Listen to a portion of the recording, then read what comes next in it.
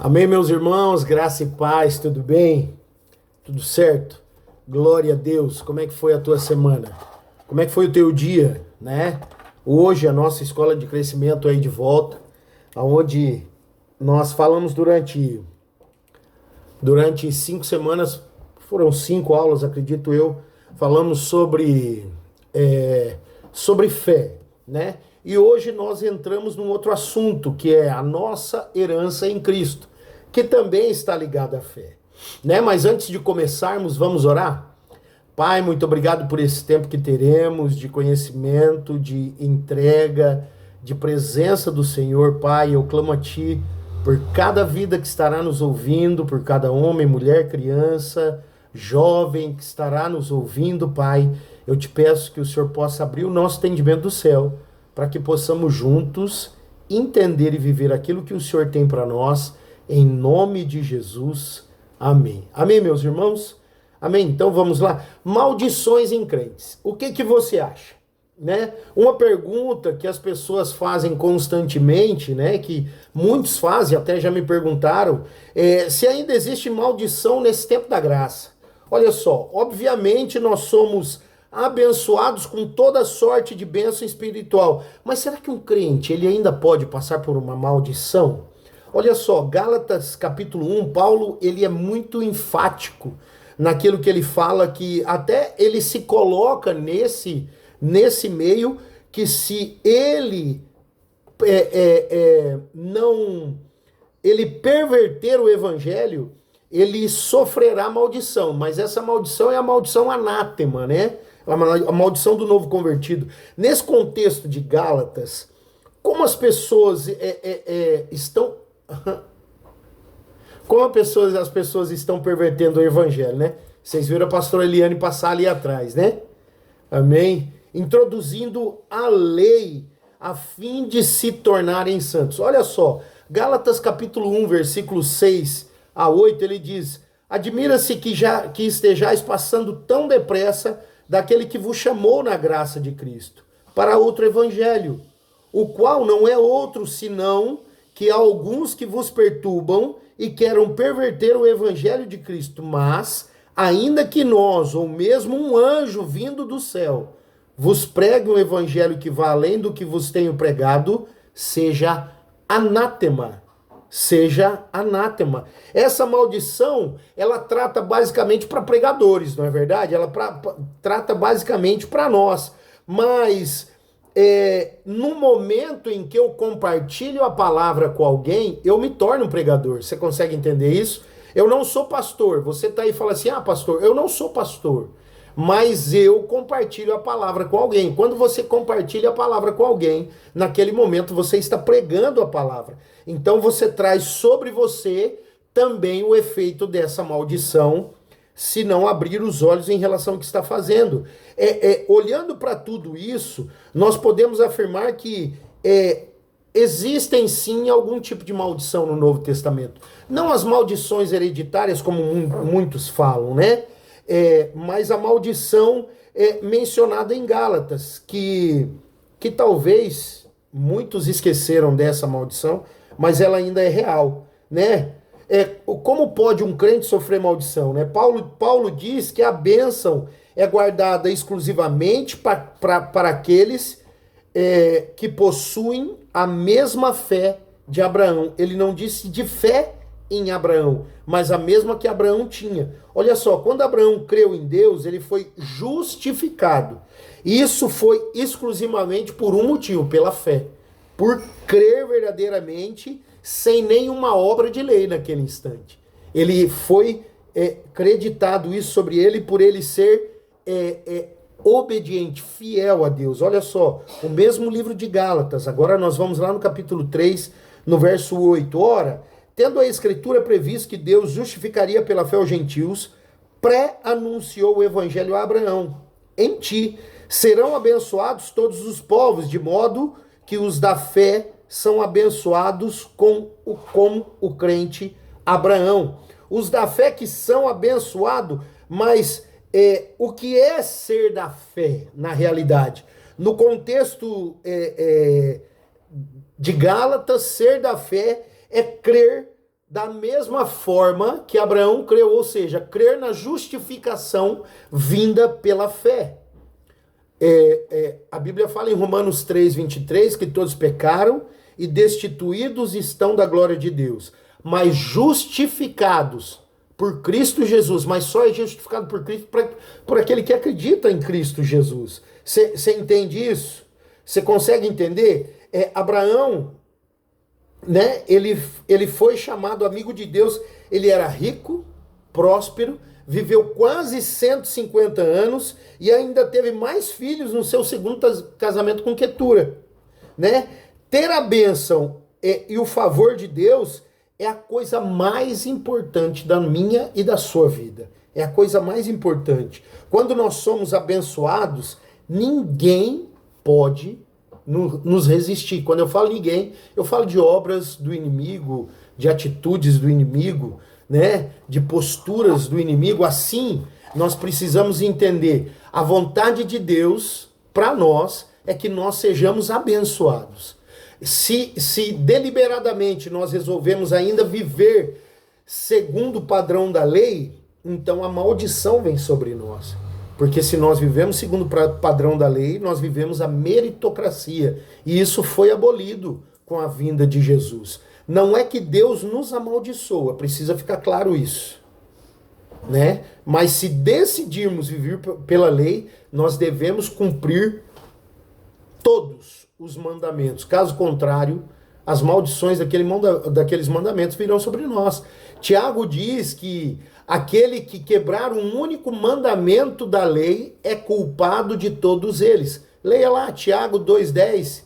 E isso assim, e também está escrito em Gálatas 3,10. Vamos ler Gálatas 3,10? Todos quantos, pois, são das obras da lei, estão debaixo de maldição. Porque está escrito, maldito todo aquele que não permanece em todas as coisas escritas no livro da lei, para praticá-las. Gálatas 3:10. Os que são da fé, eles são abençoados, mas os que estão da obra da lei, eles estão debaixo da maldição do não cumprimento, da maldição do não fazer. Agora, se eu vivo o favor imerecido, eu sou abençoado. Mas se eu decido viver o favor merecido ou a meritocracia das obras da lei, né, e pela justiça própria, nós nos colocamos debaixo da maldição. Entenda, nós fomos libertos de toda maldição se nós vivemos pela graça do Evangelho. Já sofremos maldição, pois Cristo se fez maldição em nosso lugar. Olha só, o mesmo livro de Gálatas 3, lá no versículo 13. Cristo nos resgatou da maldição da lei, fazendo-se ele próprio maldição em nosso lugar, porque está escrito, maldito todo aquele que for pendurado no madeiro. Você consegue entender? Você consegue perceber isso? Cristo nos resgatou da maldição da lei. Ele nos deu todas as bênçãos dela, né? Deuteronômio 28, nós temos a lista de bênçãos e maldição de lei. São 14 versículos para bênçãos, mas são 54 para maldição. Você consegue entender? Não temos como ver cada bênção, mas vamos ler algumas? Bendito será tu na cidade e bendito serás no campo. Deuteronômio 28:3, né? Isso significa que a bênção está sobre nós e não sobre o lugar aonde estamos. O lugar é abençoado porque nós somos abençoados. Diga amém aí onde você está. Isso significa isso. Bendito o fruto do teu ventre. Deuteronômio 24. Todo o nosso corpo é abençoado com a saúde da fertilidade. A nossa bênção também se estende à nossa prole, aos nossos filhos. Ela se estende a todos aqueles que Deus nos deu também como filhos. Diga amém onde você está. O Senhor fará que sejam derrotados na tua presença os inimigos que se levantarem contra ti. Deuteronômio 28:7. O Senhor determinará que a bênção esteja em tudo o que colocares a mão. Deuteronômio 28:8. O Senhor te abrirá o seu bom tesouro, o céu. Emprestarás a muita gente, porém tu não tomarás emprestado. Deuteronômio 28:12. ser abençoado é, de certa forma, emprestar, né? Tomar emprestado, no contexto do Velho Testamento, é maldição, né? Fazer dívida não é um pecado. Caso contrário, emprestar também seria, não é? Pois nesse caso, quem empresta estaria induzindo o outro a pecado. Você consegue entender? No entanto, viver endividado é um sinal de maldição. Nós precisamos olhar para isso. O Senhor te porá por cabeça e não por cauda. 28:18 do livro de Deuteronômio. As maldições incluem áreas como a saúde, família, provisão e paz. 28:22 diz: o Senhor te ferirá com a tísica, e a febre e a inflamação é com o calor ardente, e a secura, e com o crestamento e a ferrugem, e isto perseguirá até que pereças. A maldição é bem pior, meu querido. Misericórdia. A tísica é tuberculose. Cristo nos resgatou de toda a enfermidade. Diga amém. O Senhor te ferirá com úlceras do Egito, com tumores, com sarna e com prurido de que não possas curar-te. Deuteronômio 28:27. Então o Senhor fará terríveis as tuas pragas e as pragas de tua descendência, grandes e duradouras pragas e enfermidades graves e duradouras. 28:59. Essa é a descrição de doenças crônicas que duram toda uma vida. Mas Cristo nos resgatou de todas essas maldições. Contudo, aqueles que vivem, que escolhem viver as obras da lei, misericórdia, ainda está sujeito a todas essas maldições. Escolha Deus, escolha viver a Cristo. Você foi chamado a viver a Cristo, você não foi chamado a viver a você.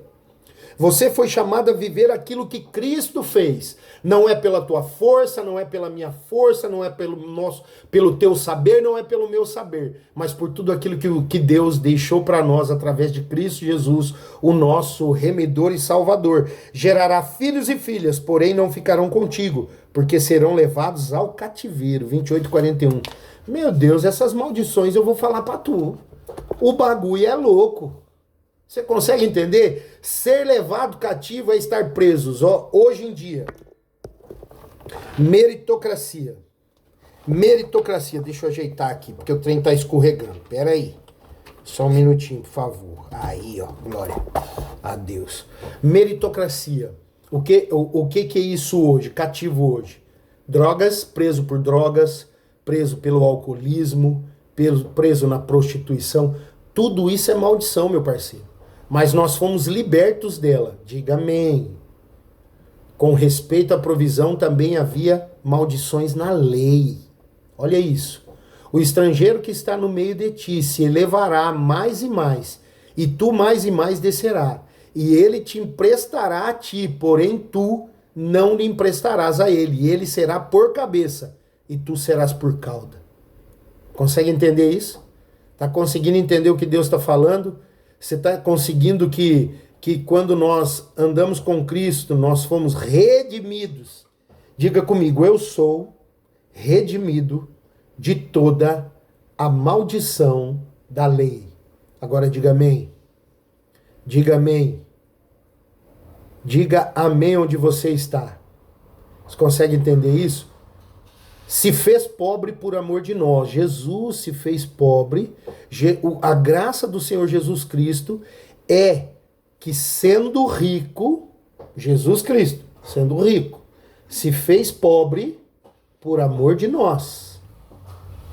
Que pela sua pobreza nós nos tornássemos ricos. 2 Coríntios 8:9.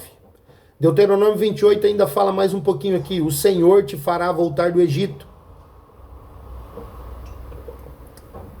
em navios pelo caminho de que te disse. Nunca, jamais o verás. Sereis ali oferecido para a venda como escravos e escravas dos vossos inimigos. Mas não haverá quem vos compre. 28:68.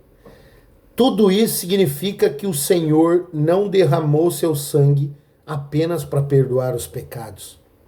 mas ele derramou para nos livrar das maldições. E tem uns doidos aí falando que existe maldição hereditária ainda. Misericórdia, misericórdia.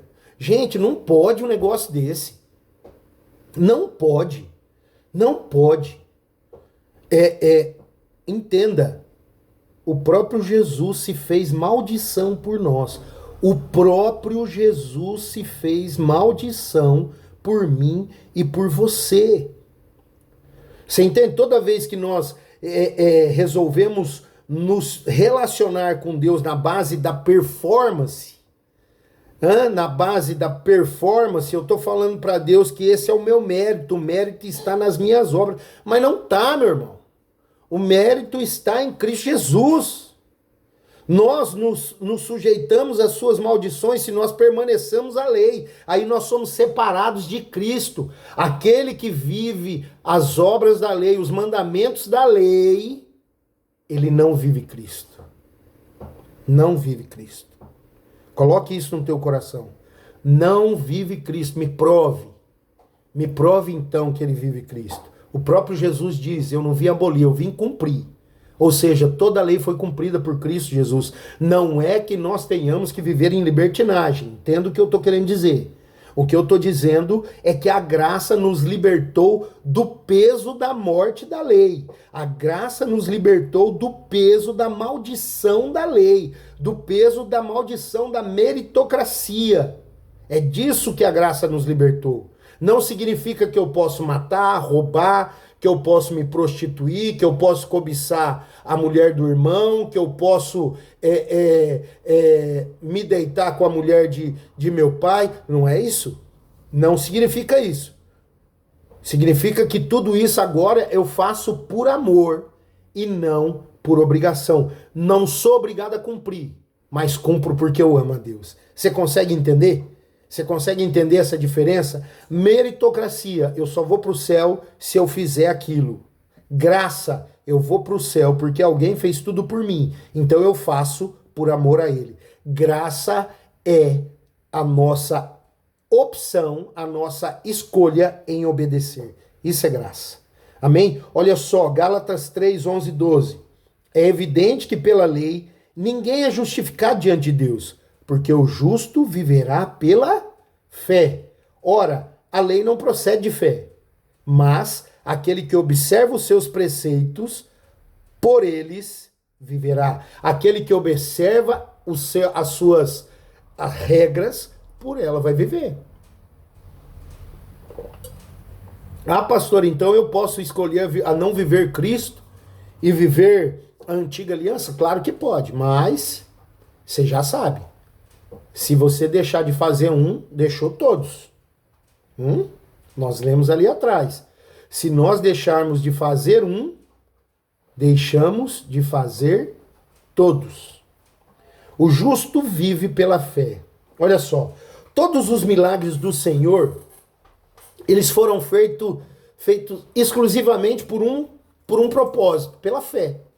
Todos eles foram feitos exclusivamente pela fé. Em nenhum momento o Senhor exigiu das pessoas um bom comportamento. Vamos falar de uma passagem da mulher que foi pega em ato de adultério.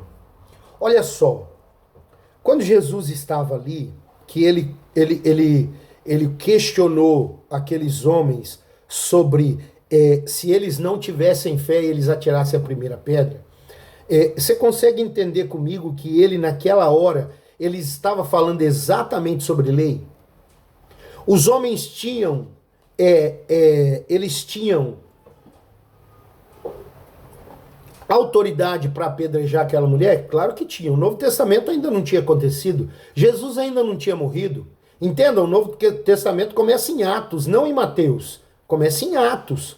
Os 4 primeiros livros são os evangelhos, são os que dão o princípio ao Novo Testamento, que é a vida de Jesus.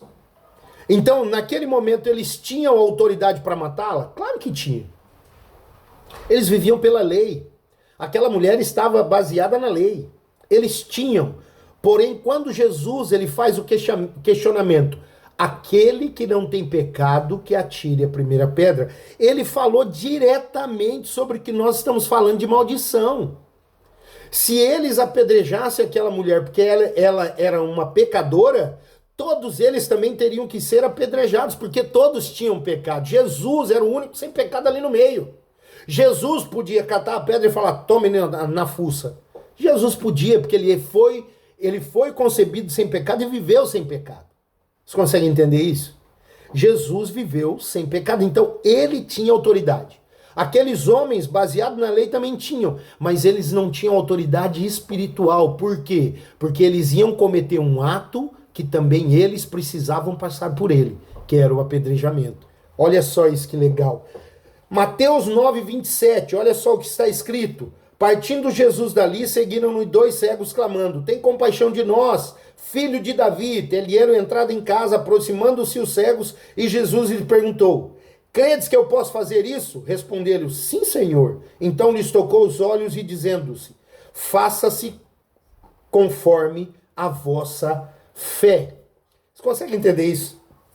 Jesus, naquela hora, ele podia muito bem ter feito assim, ó, eu posso ser curado. Ele disse, não, pratique a sua fé, faça conforme aquilo que você crê. Se você crê que eu sou o Filho de Deus, que eu sou o Filho do homem, então vai acontecer. Foi a fé deles que foi curada. Foi a fé deles que curou. A mulher que foi pega em ato de adultério, quando Jesus termina de escrever no chão e levanta, ele olha para ela, ele dá um conselho. Ele não cria uma regra, ele dá um conselho. Vá e não repita o ato para que não te aconteça coisa pior. Por quê? Porque ela ia cumprir o castigo daquela mulher. Gente, olha aqui, olha isso. O castigo daquela mulher, ele era terreno. Naquele instante, o castigo que ela tinha que sofrer era terreno. Era terreno. Ela ia ser apedrejada, então o pecado estava sendo pago. Não havia, a partir dali então, não poderia haver mais nenhuma condenação para ela. Foi pago. Só que a partir do momento que Jesus faz aquele ato com ela, entenda comigo uma coisa, aquela mulher passou a viver a fé. Então, se ela fizesse novamente, a maldição seria espiritual. Maldição natural, maldição espiritual. Você consegue entender? Maldição é natural. As maldições são naturais. São as consequências do erro. Basicamente isso. Não é bem isso, mas é basicamente isso para ficar claro, para ficar fácil de entendimento. Agora, aquela mulher, ela ia viver uma maldição pelo pecado. Maldição pelo pecado. Se ela ia viver uma maldição pelo pecado, então ela ia pagar pela maldição natural. Agora, a partir do momento que Jesus muda a história dela, ela começa a pagar pelo pecado sobrenatural. Você consegue entender? Porque se ela continuasse na postura, ela não veria que havia possibilidade de salvação para ela. Se nós entramos num processo de meritocracia, nós entramos num processo onde não há possibilidade de salvação para nós. O processo de salvação, ele é basicamente acreditar, é crer. É basicamente crer. Mateus 10, ele diz exatamente isso. Se com teu coração crer e que com tua boca confessar, será salvo. Se crer e for batizado, será salvo. Você consegue entender? Então, a salvação ela está ligada em crer, fé. Não está ligada em atitude, mas fé. Mateus 15, 28. Então disse-lhe Jesus, mulher, grande é a tua fé. Faça-te contigo como queres. E desde então, desde aquele momento, sua filha ficou sã. Ei, entenda isso. Jesus exortou aquela mulher Ciro-fenícia. Ele exortou essa mulher, porque essa mulher é aquela passagem dos cachorrinhos, né? aquela passagem dos cachorrinhos, né? Ele falou para ela: posso tirar o pão da boca do filho para pôr na boca do cachorro? Ele falou: não, peraí. Não, peraí. Mas até os cachorrinhos comem das migalhas que caem da mesa. Ele exortou ela sobre as posturas, né? Sobre as atitudes. Então, a partir daquela história, a vida dela mudou também. Mas foi a fé dela que salvou ela. Não foi as coisas boas que talvez ela fez. Foi a fé. Foi a fé dela. E essa fé é muito grande. Essas pessoas, elas não eram perfeitas, nem a mulher Ciro-Fenícia e nem os dois cegos. Eles eram pecadores. Na visão daquele povo, eles estavam vivendo as consequências do pecado. E eles eram pecadores, assim como eu e você, nós somos. Não é? Eles não receberam o milagre como base em quão santas ela era. O milagre não vem na minha e na tua vida porque eu sou santo. O milagre não acontece porque eu sou santo, é porque eu creio. É claro que a santidade glorifica a Deus, não é? A Bíblia fala que sem santidade ninguém verá a Deus, mas não é a razão para a bênção. Na verdade, a bênção é o que produz a santidade. Pois a bondade de Deus que nos conduz ao arrependimento. Romanos 2,4 fala isso. O Senhor nunca diz grande é o meu poder, mas ele diz para aquela mulher que a fé dela era grande. Você consegue entender isso? Em Lucas, ele falando ao leproso, curado, que voltou para agradecer. Mais uma vez o Senhor mostra que a única condição é fé. Oh, Jesus! A única condição para minha vida mudar é fé. É acreditar. E disse-lhe: levanta-te, vai e a tua fé te salvou. No Evangelho de Marcos, o Senhor também curou o paralítico unicamente por causa da fé dele. Vamos, vendo-lhes a fé, Jesus disse ao paralítico: filho, os teus pecados estão perdoados. Ué? Mas não é cura. Mas quando nós somos livres do pecado, nós não somos curados do pecado? Consegue entender isso? Dirigindo-se à mulher do fluxo de sangue, o Senhor disse a fé dela que a salvou. Você lembra como é que foi ou não? Quem lembra aí como é que foi? Jesus aqui, ele estava sendo espremido pela multidão. Eu quero falar um pouquinho dela. Ele estava sendo espremido pela multidão. Ele estava sendo preso pela multidão. E estava sendo assim empurrado por um, por outro. De repente ele olhou: opa!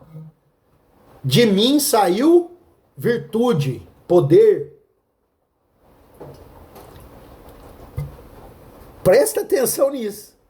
O texto fala, ele diz, de mim saiu poder. A fé é o poder que nos cura. Você consegue entender?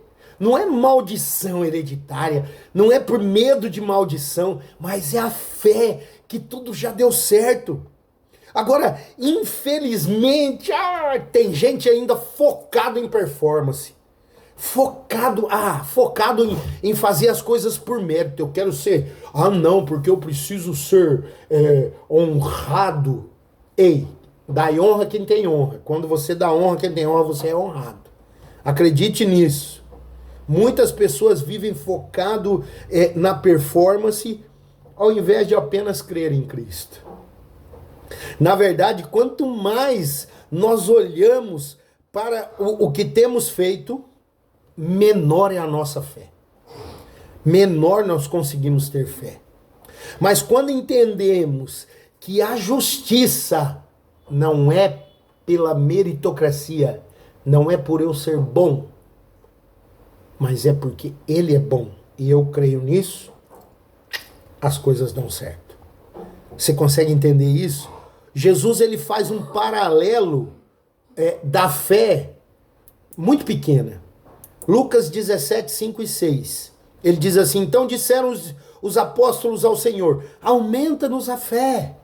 Respondeu-lhes o Senhor: se tiverdes fé como um grão de mostarda, direis a esta moreira: arranca-te e transplanta-te no mar, e ela vai obedecer. Quem aqui já conseguiu falar para um... vamos olhar para essa caneca aqui, ó. Vamos olhar para essa garrafinha aqui, ó. Eu vou colocar ela em cima da mesa e vou falar: caneca A minha fé é gigantesca, então você vai flutuar. Ó, a garrafa flutuando. Mentira, é minha mão. Mas se eu acreditar de todo o meu coração que o poder de Deus pode mudar a minha vida e a vida daqueles que vão me ouvir, isso vai acontecer. A prática da fé é isso. É crer acima de todas as coisas. Justiça própria, gente, só nos mata. Justiça própria só nos amaldiçoa. Eu quero passar muito rápido sobre isso. Uma coisa que nós precisamos entender é fugir da escolha de viver esse tipo de vida, da justiça própria, dessa justiça, dessa vida que foi amaldiçoada por Deus. Como assim? Marcos 11, 12 a 14. No dia seguinte, quando saíram de Betânia, teve fome. E vendo de longe uma figueira com folhas, foi ver nela. Porventura acharia alguma coisa? Aproximando-se dela, nada achou, senão folhas, porque não era tempo de figos. Então lhe disse: nunca, jamais coma alguém fruto de ti. E seus ouvidos ouviram isso. Olha só, isso eu já falei aqui, eu vou repetir. Isso é um texto muito... Ele é um texto que trata algumas histórias, eu quero falar um pouquinho.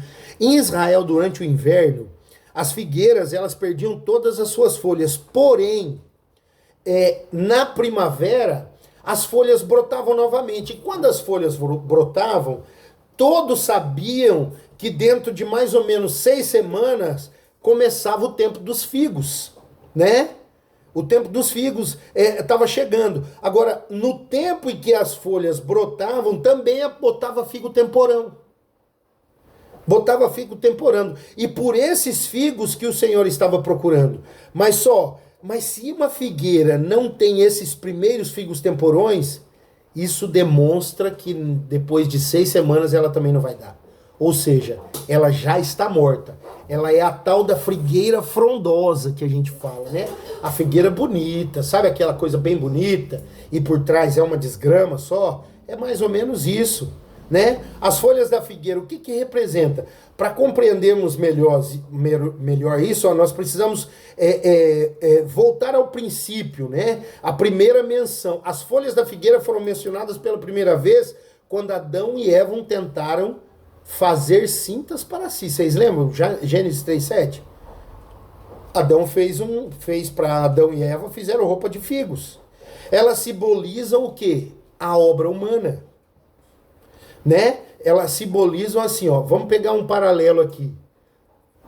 Ela foi usada pela mão do homem para esconder a sua vergonha. Ou seja, eu tento encobrir o meu pecado com a justiça própria. Tanto que depois a Bíblia conta que Deus, ele foi o primeiro sacrifício da Bíblia, que ele foi lá e matou um animal e fez roupas de pele para Adão e Eva, né? O Senhor, ele fez muitos milagres, mas não adianta a gente tentar encobrir o nosso pecado pela nossa meritocracia, pela nossa força do braço. Ele fez muito milagre, mas tudo foi obra de misericórdia. Apenas um foi um milagre de maldição. Isso certamente tem uma grande importância para nós, quando o Senhor amaldiçoou a figueira. Ele, na verdade, estava mostrando para mim e para você que não adianta performance e beleza externa, mas o que vale é o que está dentro do meu e do teu coração, né? Bênção e maldição, eles estão relacionados ao nosso entendimento de lei e graça.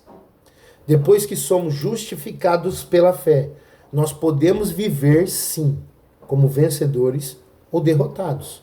A escolha é: eu vou viver a meritocracia ou vou viver a graça? Eu vou viver a vida cristã ou vou viver o esforço do merecimento da lei? Então aí nós vamos viver derrotado. Mas se cremos que a santificação também é graça mediante a fé, seremos mais que vencedores em Cristo Jesus. Amém, meus irmãos? Glória a Deus. Eu espero que Deus tenha falado com você da mesma maneira que Ele falou comigo de novo. Eu já tive essa aula e agora eu estou passando para vocês. E é algo sobrenatural. Isso me anima cada vez mais a viver a alegria da graça em Cristo Jesus, com Cristo Jesus e por Cristo Jesus. Amém? Vamos orar? Pai, em nome de Jesus, eu quero abençoar cada irmão e irmã. Eu quero abençoar cada um que vai assistir essa aula, que já assistiu. Né? Eu quero abençoar cada um que assistiu. E que cada um de nós tenhamos aqui no nosso coração, esse coração, esse que é o entendimento, que nós vivemos é pela graça do teu amor, não é pela desgraça. Nós não vivemos a obscenidade do pecado, mas buscamos viver a pureza da graça, a pureza do favor imerecido. Então, Pai, eu te peço, abençoa-nos, que nós possamos ter uma noite, um dia ou uma tarde abençoada na tua presença, que nós possamos ter uma vida plena da certeza que a fé é o que muda a nossa história. É assim que eu oro e glorifico a Ti, abençoo cada um, Senhor, pelo nome de Cristo Jesus. Amém. Amém, meus irmãos. Que Deus abençoe a todos. Guarde no teu coração que maldição existe para aquele que acredita na lei. Semana que vem nós vamos continuar falando sobre a nossa herança em Cristo, aonde nós vamos falar sobre livres de toda maldição. Amém? Glória a Deus. Não se esqueça, se inscreva no canal, compartilhe com os teus amigos, né? Dê o like, clica lá no sininho para que você seja avisado quando nós postarmos. Todo dia de manhã temos vídeo aqui no canal da igreja. Todo dia de manhã eu aqui, pastor Alex, da Comunidade Vida Church, trago uma palavra. Nós estamos falando sobre o livro de Provérbios. Trago uma palavra de Deus através, por enquanto, sobre o livro de Provérbios, e assim nós vamos continuar até lermos toda a Bíblia. Toda a Bíblia. Então eu conto contigo para estar comigo nessa batalha. Estaremos juntos aí, vivendo a presença de Deus e esperando a volta do nosso Redentor, Cristo Jesus. Deus abençoe a todos, em nome de Jesus. Amém.